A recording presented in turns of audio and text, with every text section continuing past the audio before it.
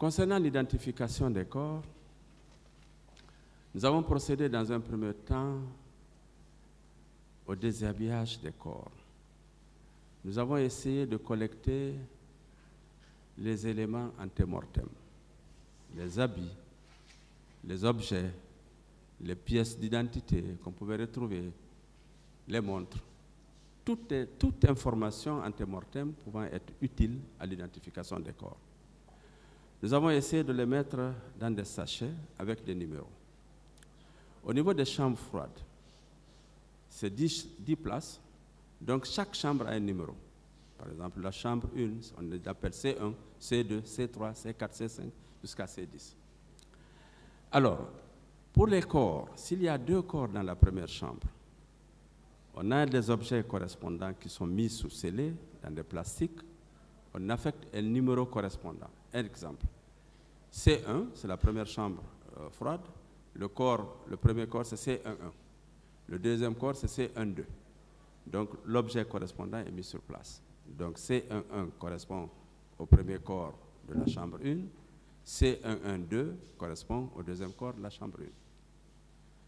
C'est valable pour les autres chambres, la chambre 2, la chambre 3 jusqu'au niveau de la chambre 10.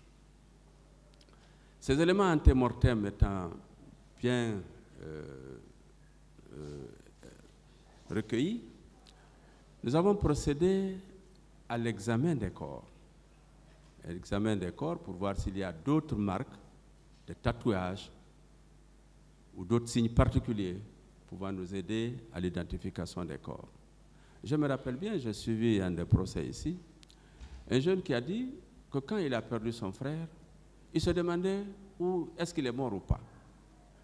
Il a demandé, regardez sa poche, retrouvez une clé et renvoyez-moi la clé, je vais voir si c'est la clé de sa chambre. On a amené la clé, il a ouvert la chambre et il savait très bien que la personne qui portait ce pantalon dans lequel il y avait la clé était bel et bien son frère. Voilà à peu près ce qu'on a fait pour les éléments antémortem. Nous avons essayé de collecter ces éléments. Nous avons examiné les corps pour voir des signes particuliers qui existent chez certains corps. Et enfin, nous avons procédé à l'identification visuelle. Sur les corps examinés, Monsieur le Président, nous avons trouvé qu'il y avait des personnes qui sont décédées par arme à feu, sur lesquelles nous avons trouvé des lésions d'origine balistique avec des orifices d'entrée et des orifices de sortie. Nous avons trouvé qu'il y avait 13 corps qui présentaient des orifices d'entrée. Des orifices d'entrée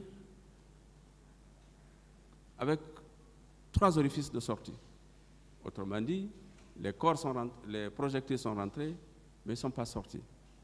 On a eu 3 orifices de sortie. Sur les 13 corps décédés par arme à feu, les 9 étaient tirés du dos. Autrement dit, l'orifice d'entrée des projectiles était dans le dos. C'est du dos vers la cage thoracique en avant. Ça veut dire simplement que probablement ces messieurs, en tout cas, étaient en train de marcher ou de courir. En tout cas, ils ont été tirés de dos. 2 cas sur les 9 étaient tirés du dos, je disais. On a eu 2 cas où c'est au niveau du segment céphalique.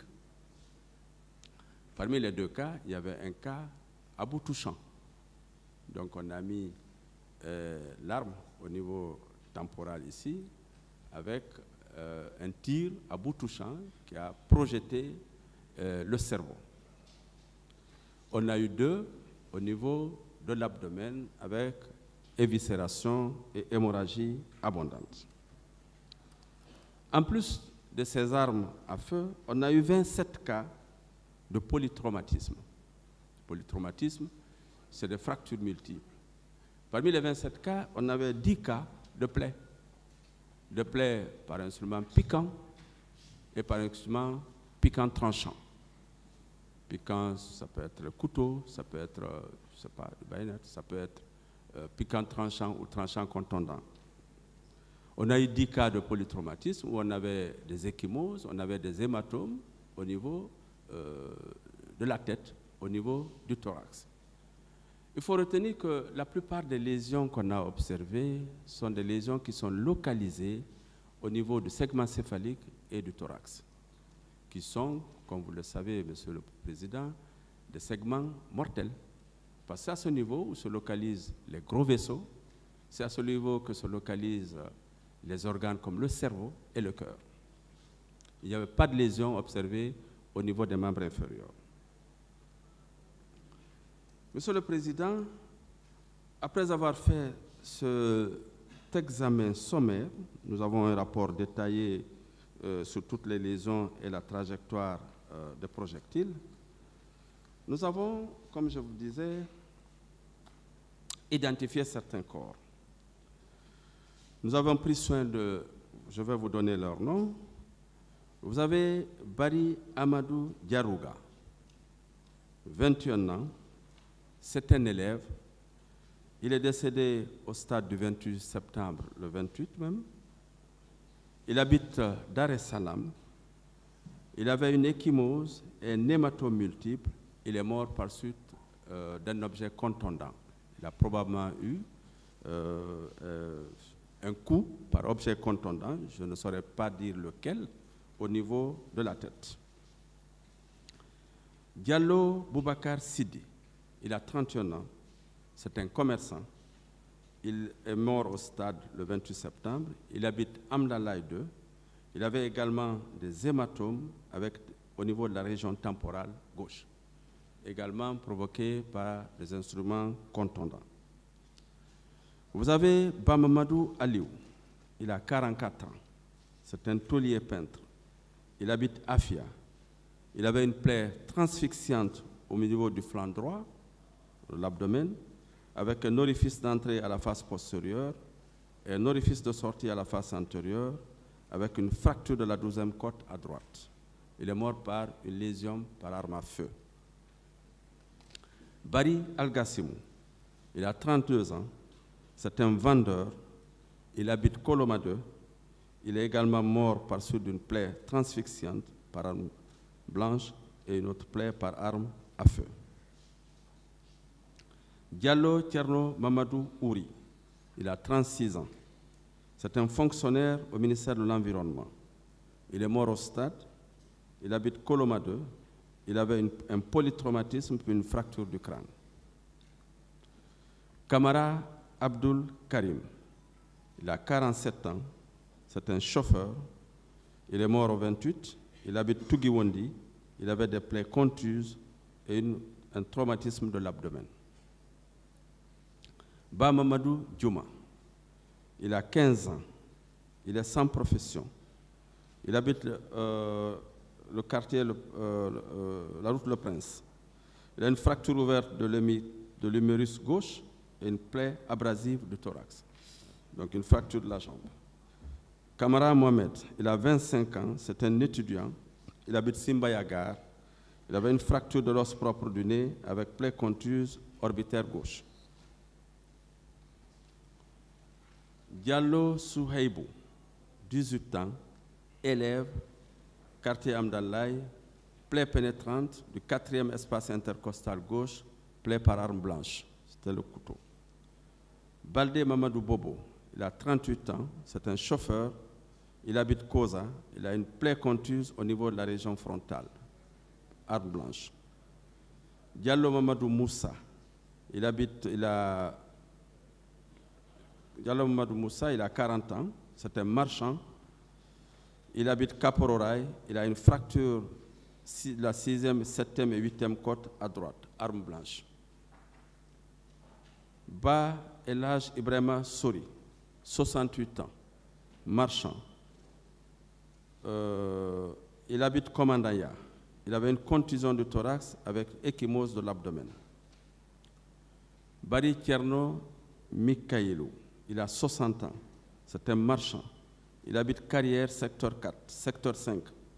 Il avait une plaie profonde, linéaire de la face latérale gauche du thorax. C'est une plaie par arme blanche. Diallo Mamadou Djouma, il est 17 ans. il est mécanicien, il habite Koloma, il a une contusion et ecchymose de la région thoracique gauche, plaie par arme blanche. Barry Alpha Amadou, il a 19 ans, contusion abdominale, il habite Afia Minière, contusion abdominale, contusion thoracique, plaie par arme à feu.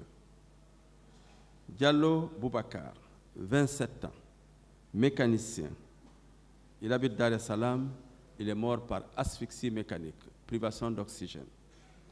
Peut être lié soit à une compression directe ou à la présence dans un endroit exigu où il a manqué d'oxygène.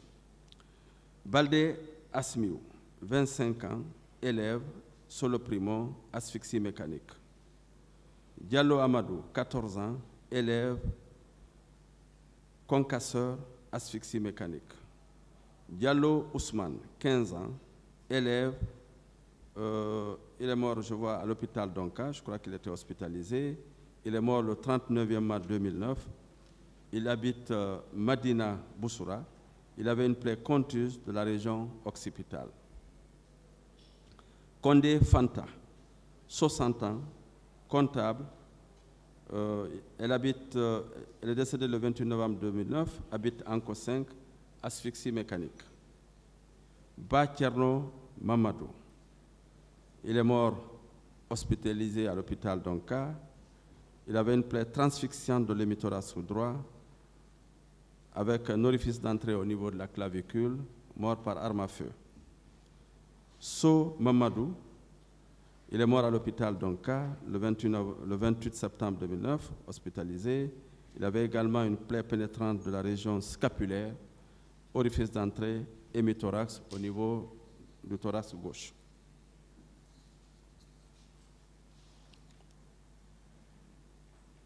« 24. Kourouma Hirasi, 24 ans, il habite Taouya.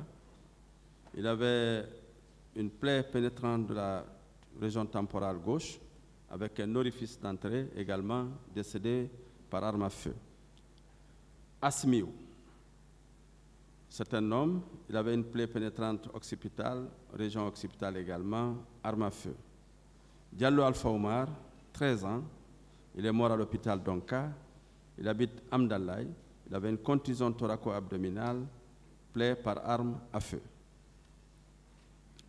Diallo Alpha Omar, 27 ans, il est mort aussi à l'hôpital d'Onka. Il avait une contusion crânio-encéphalique avec une plaie ouverte de la région pariétale, arme blanche. Diallo Boubacar, 29, 35 ans, il est mécanicien, il habite Simambossia, il avait une large plaie de l'épigastre, plaie par arme blanche. Barry Mamadou Saliou, 30 ans, il est boulanger, il habite Koza, il avait une plaie contuse de la région temporale, plaie provoquée par une arme blanche. Ba Amadou Toubou, 59 ans, il est marchand, il habite Amdalaï, il est mort par une plaie contuse au niveau de la région crânienne et du thorax, plaie par arme blanche.